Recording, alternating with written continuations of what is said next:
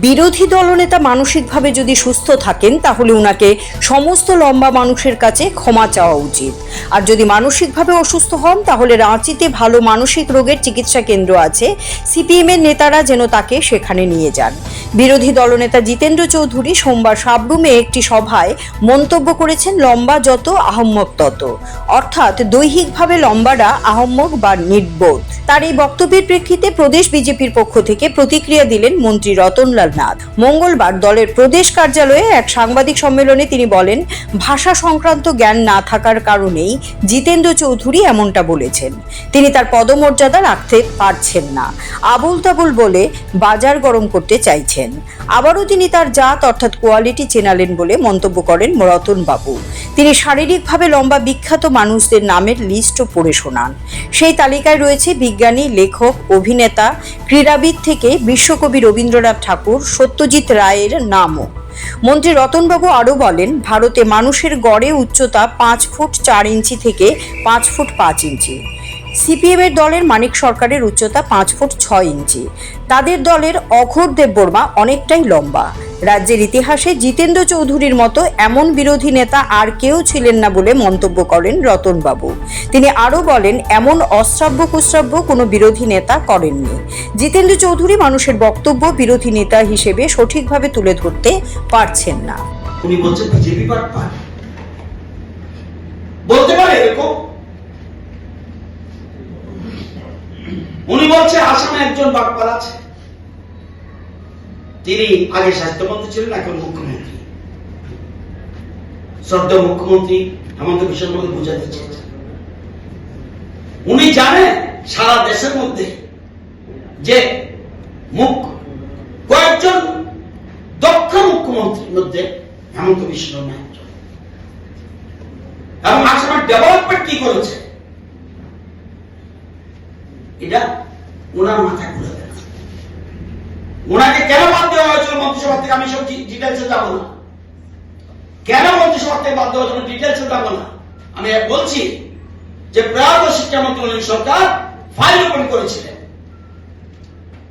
এই ধরনের লোককে পার্টির সেক্রেটারি পদে এই দল কোনদিন আসবে?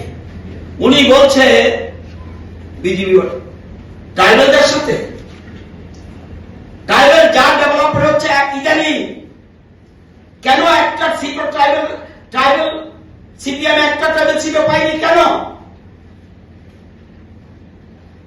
এত বছর ধরে 35 বছর ক্ষমতা ছিল, জনজাতিদের যেভাবে হয়রানি করছে। উনি তিনটা কথা বলছে বাটপার, ওটা ওদের দলের ব্যাপার। তোমায় আমি এলাই পার্টি করে বলছি, উনি যেহেতু তীব্রমতাকে হারিয়ে দিয়েছে, বিজেপি হারিয়ে দিয়েছে, সে ঈর্ষার থেকে বলছে, হতাশা থেকে বলছে। কোথায় কি বাটপারি করেছে? জনজাতিরা ওদের সাথে নেই, আবল তাবল বলে বাজার গরম করছে। ওই জন্য প্রথমে শুরু বলেছিলাম শব্দ ব্রাহ্ম। ওনার কোনদিন ওনাদের সাথে আমাদের রাজনৈতিক বিরোধ থাকতে পারে। তৎকালীন মুখ্যমন্ত্রী মানিক সরকার এই ধরনের ভাষণ, এই ধরনের শব্দ ব্যবহার করবে, কিন্তু ডিফারেন্স আছে আমাদের রাজনীতি দল। এইভাবে একটা লম্বা যত আহম্মক তত লম্বু, আপনারা বুঝতে পেরেছেন তো? এই যে কথাগুলি, এখানে যারা লম্বা আছেন সাংবাদিক বন্ধু, আমার কিশোর মোর্চার সভাপতি বাঁদিকে বসে আছে, উনিও তো লম্বা, তাহলে আহম্মক উনি। এখন একটু হিট, এখানে আমাদের চ্যানেলের কয়েকজন আছে, তুমিও তো ভাই লম্বা। সব দৈহিক ভাবে এটা ভগবান প্রদত্ত। আমার কি করার আছে? আমি সারা রাজ্যে যারা এই যাদের দৈহিক ঘটনা নিয়ে প্রশ্ন করেছে, সারা রাজ্যের, সারা দেশের, সমস্ত পৃথিবীব্যাপী সবাই ইনসাল্ট করেছে উনি। আমার জানা মতে এই ধরনের কমেন্ট কোন রাজনৈতিক নেতার বলা উচিত না। মোরবার উনি কিন্তু অপোজিশন লিডার, সেরও চিফ মিনিস্টার বলা হল নাকি, সেরও চিফ মিনিস্টার, ছায়া মুখ্যমন্ত্রী বলে ওনাকে। উনি